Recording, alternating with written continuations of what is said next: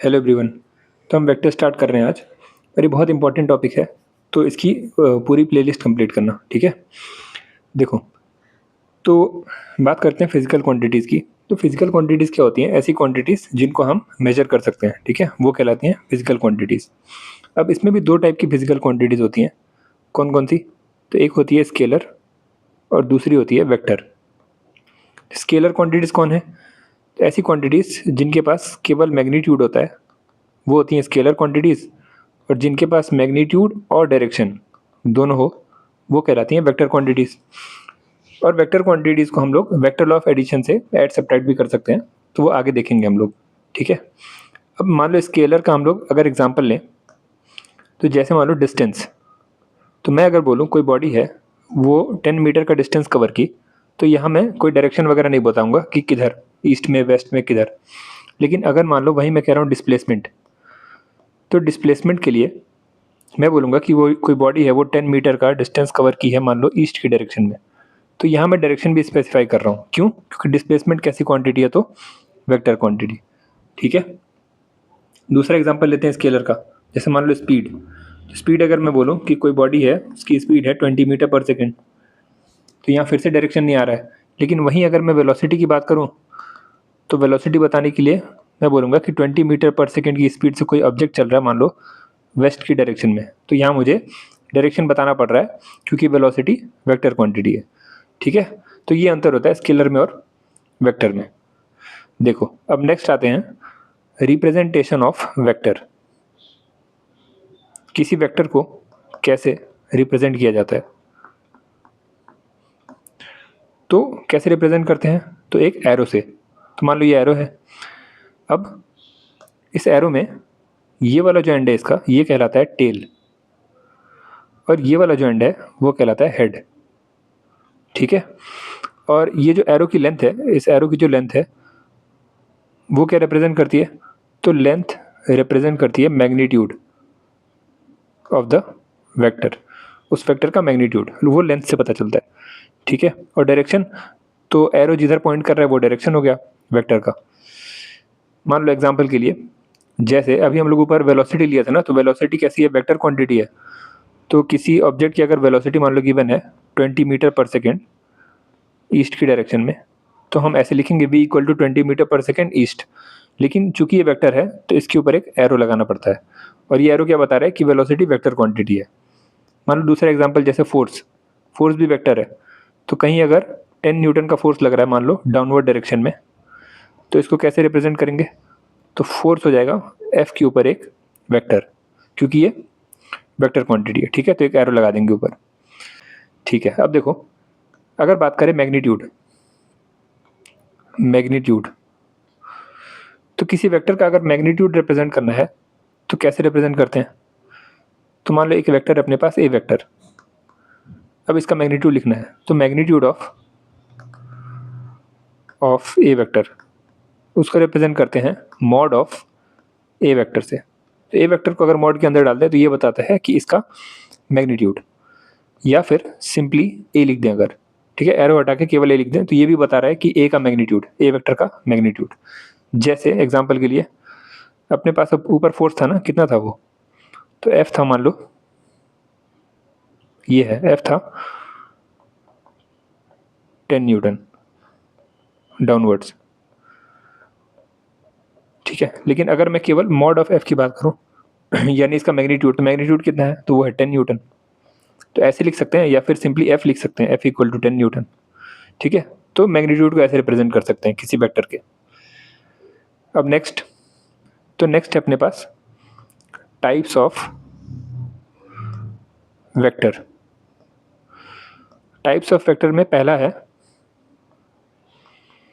Equal vectors. तो vectors having equal magnitude and same direction, तब वो कहलाएंगे इक्वल वेक्टर्स। जैसे फॉर एग्जांपल ये ए वेक्टर और बी वेक्टर, यहाँ दोनों की लेंथ भी इक्वल है, यानी मैग्नीट्यूड इक्वल है, और दोनों एक ही डायरेक्शन में पॉइंट भी कर रहे हैं। तो ये ए वेक्टर और बी वेक्टर कैसे हो गए? तो ये हो गए ए वेक्टर बी वेक्टर कैसे हो गए, तो इक्वल वेक्टर्स हो गए हैं, ठीक है। तो दो वेक्टर को इक्वल होने के लिए उनका मैग्नीट्यूड भी सेम होना चाहिए और डायरेक्शन भी सेम होना चाहिए। तो इसके बाद आता है पैरेलल वेक्टर्स।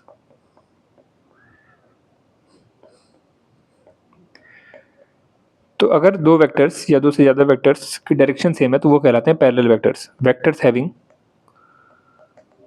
Same direction.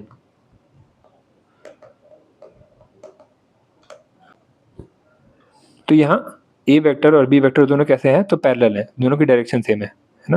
तो क्योंकि यहाँ मैग्नीट्यूड तो देखना नहीं है, पैरेलल में मैग्नीट्यूड नहीं देखते हैं, वो इक्वल वेक्टर्स में देखते हैं, यहाँ केवल डायरेक्शन सेम होना चाहिए। तो यहाँ ए और बी हो गए पैरेलल वेक्टर्स। अब थर्ड है anti parallel. Anti parallel vectors. तो जब दो वेक्टर्स अपोजिट डायरेक्शन में होते हैं तो वो कहलाते हैं एंटी पैरेलल वेक्टर्स। तो यहाँ ए वेक्टर और बी वेक्टर कैसे हैं, तो ये है एंटी पैरेलल, दोनों की डायरेक्शन अपोजिट है। ए राइट में पॉइंट कर रहा है तो बी लेफ्ट में। अच्छा, यहाँ दोनों के बीच में एंगल की बात करूँ अगर, तो दोनों के बीच में एंगल कितना बन रहा है, तो वो है 180 डिग्री। और पैरेलल के केस में दोनों के बीच में एंगल कितना था, तो वो था 0 डिग्री, ठीक है। अब इसके बाद आता है नेक्स्ट, तो वो है जीरो वेक्टर। जीरो वेक्टर क्या है, ऐसा वेक्टर जिसका मैग्नीट्यूड कितना हो, 0। Vector having magnitude equal to 0, ठीक है। इसको रिप्रेजेंट कैसे करते हैं, तो जीरो वेक्टर्स को 0 के ऊपर एक एरो, ठीक है, इसको रिप्रेजेंट करने का तरीका है। तो अगर मान लो इसके डायरेक्शन की बात करूं मैं, जीरो वेक्टर का डायरेक्शन किधर होता है, तो अगर इसका लेंथ ही नहीं है कुछ, इसका मैग्नीट्यूड 0 है, तो जब लेंथ ही नहीं है तो डायरेक्शन कैसे बताएं, तो इसका डायरेक्शन हो जाता है आर्बिट्ररी डायरेक्शन, बता ही नहीं सकते ना, तो आर्बिट्ररी डायरेक्शन, ठीक है। अब नेक्स्ट देखो, तो नेक्स्ट है कोलिनियर वेक्टर्स।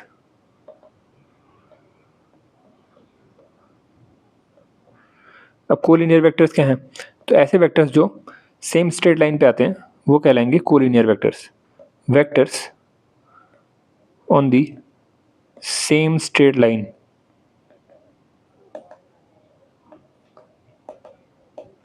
जैसे, तो यहाँ ए वेक्टर और बी वेक्टर कैसे हैं, तो ये हैं कोलिनियर वेक्टर्स, एक ही स्ट्रेट लाइन पे आ रहे हैं ना दोनों, तो ये कोलिनियर वेक्टर्स कहलाते हैं, ठीक है।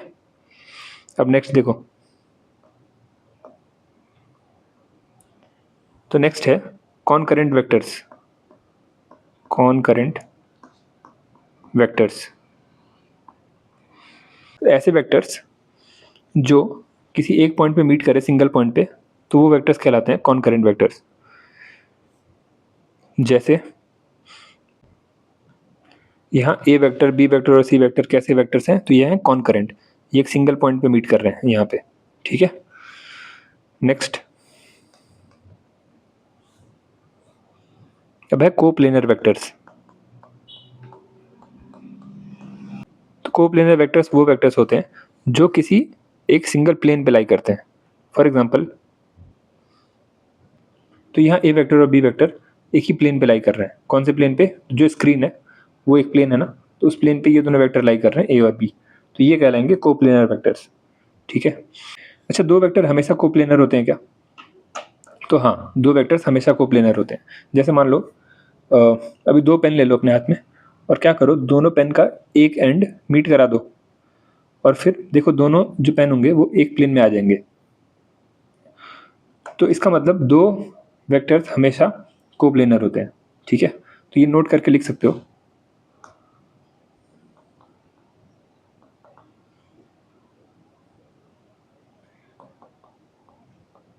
To vectors are always coplanar, ठीक है। तो ये तो हो गई दो वेक्टर्स की बात। अगर मान लो तीन वेक्टर्स की बात करें, तो जैसे ये तीन वेक्टर्स हैं, अब ये तीनों सेम प्लेन में है ना, तो यानी ये तीनों कैसे हैं, तो ये कोप्लेनर है। लेकिन यहीं पे दूसरा इमेज देखो, तो इसमें बी वेक्टर और सी वेक्टर ये दोनों तो सेम प्लेन में है, कौन से, एक्स वाई प्लेन में। लेकिन अगर तीनों को एक साथ देखें, ए वेक्टर बी वेक्टर और सी वेक्टर को, तो ये तीनों एक प्लेन में लाइन नहीं कर रहे हैं। तो ये कैसे हो जाएंगे, तो ये हो जाएंगे नॉन कोप्लेनर, नॉन कोप्लेनर। यानी 3 वेक्टर्स कोप्लेनर हो भी सकते हैं और नहीं भी हो सकते हैं, लेकिन 2 वेक्टर हमेशा आपस में कोप्लेनर होते हैं। जैसे यहाँ पे ए और बी को बस कंसिडर करोगे तो ए और बी कोप्लेनर हो जाएंगे, एक प्लेन में आ जाएंगे। जैसे ए और सी ये दोनों एक प्लेन में आ जाएंगे, लेकिन ए बी सी तीनों एक साथ एक प्लेन में नहीं आ पा रहे हैं, ठीक है। अब नेक्स्ट देखो, तो ये है यूनिट वेक्टर। तो यूनिट वेक्टर को डिफाइन करते हैं कि vector having magnitude equal to 1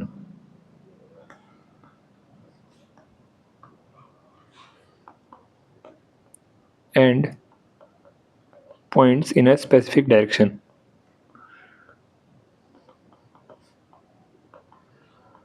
ठीक है, तो ऐसा वेक्टर जिसका मैग्नीट्यूड 1 हो और वो एक स्पेसिफिक डायरेक्शन में पॉइंट करे तो वो कहलाता है यूनिट वेक्टर। तो इसको रिप्रेजेंट कैसे करते हैं, तो मान लो अपने पास कोई एक वेक्टर है जैसे ए वेक्टर, और मुझे इसका यूनिट वेक्टर लिखना है, तो unit vector of A vector, तो ये लिखेंगे हम लोग ए कैप से, यानी ये कहलाता है यूनिट वेक्टर ऑफ ए। ठीक है, तो A cap is equal to A vector divided by mod of A. ठीक है, ये एक फॉर्मूला है, तो इसको एक बार समझ लेते हैं। देखो, तो ध्यान से देखना, मान लो मैं एक वेक्टर ले रहा हूँ force F equal to 20 newton downwards. ठीक है, और मुझे इस वेक्टर का यूनिट वेक्टर बनाना है, तो कैसे बना सकते हैं, तो पहले तो लिखेंगे कैसे, तो यूनिट वेक्टर को लिखेंगे F कैप से, और हमें फॉर्मूला पता है कौन सा, ये वाला, A cap is equal to A vector by mod of A. तो F कैप हो जाएगा F vector divided by mod of F vector. तो F वेक्टर कितना है, तो वो है 20 न्यूटन डाउनवर्ड्स, 20 न्यूटन डाउनवर्ड्स। और अगर मैं मॉड ऑफ F की बात करूं तो यानी मैग्नीट्यूड केवल, तो वो हो जाएगा 20 न्यूटन। तो यहाँ से ये तो कैंसिल आउट हो गया, 20 न्यूटन और 20 न्यूटन, तो यहाँ आ जाएगा 1 यूनिट डाउनवर्ड्स। ठीक है, ये हो गया F कैप। तो जो यूनिट वेक्टर होता है ना, वो केवल डायरेक्शन बताने के काम आता है, केवल और केवल डायरेक्शन बताने के लिए, और कोई काम नहीं होता है उसका। तो यहाँ चाहे तो लिख लेना only used for specifying direction. ठीक है, अब नेक्स्ट देखो, parallel shifting of a vector. देखो, मान लो ये वेक्टर है अपना एक,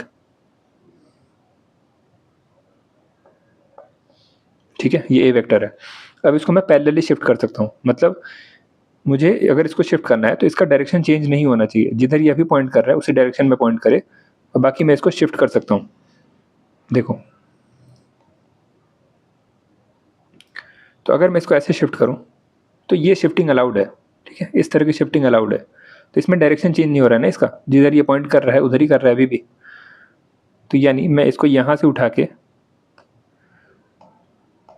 यहाँ भी रख सकता हूँ, ऐसे रख सकता हूँ, यहाँ रख सकता हूँ, यहाँ रख सकता हूँ। ठीक है, पैरेलली शिफ्ट कर सकता हूँ कहीं भी, तो ये अलाउड है। लेकिन जैसे एनएलएम वगैरह भी चैप्टर आएगा आगे, तो उसमें किसी बॉडी पे अगर फोर्स लग रहा है मान लो, तो ये मत करना कि पैरेलल शिफ्ट करने के चक्कर में वो फोर्स उठा के किसी और बॉडी पे लगा दिए या बॉडी के बाहर कर दिए। हाँ, लेकिन पैरेलल शिफ्टिंग कर सकते हो किसी वेक्टर का। ठीक है, नेक्स्ट है angle between vectors. Angle between two vectors. तो मान लो अपने पास 2 वेक्टर्स हैं,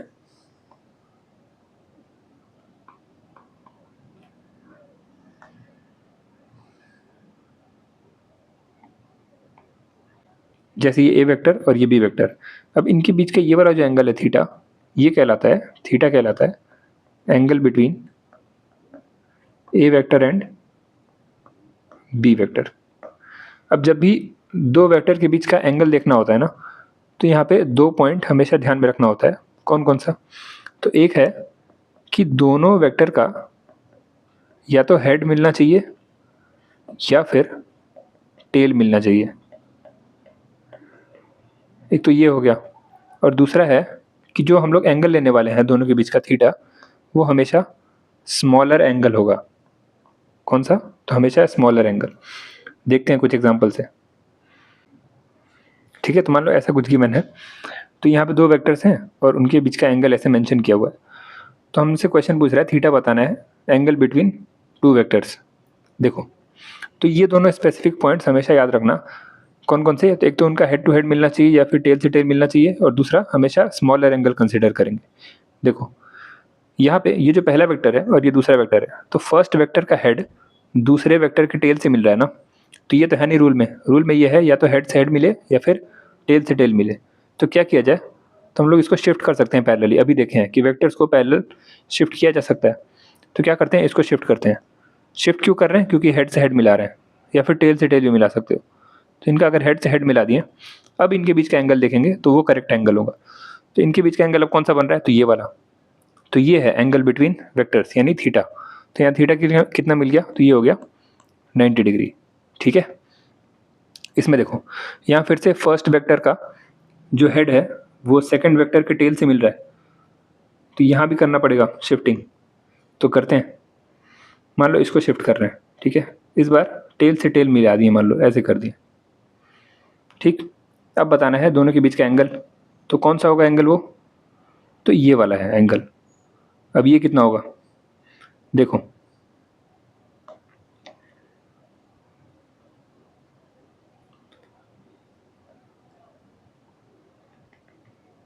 ये कितना गिवन था?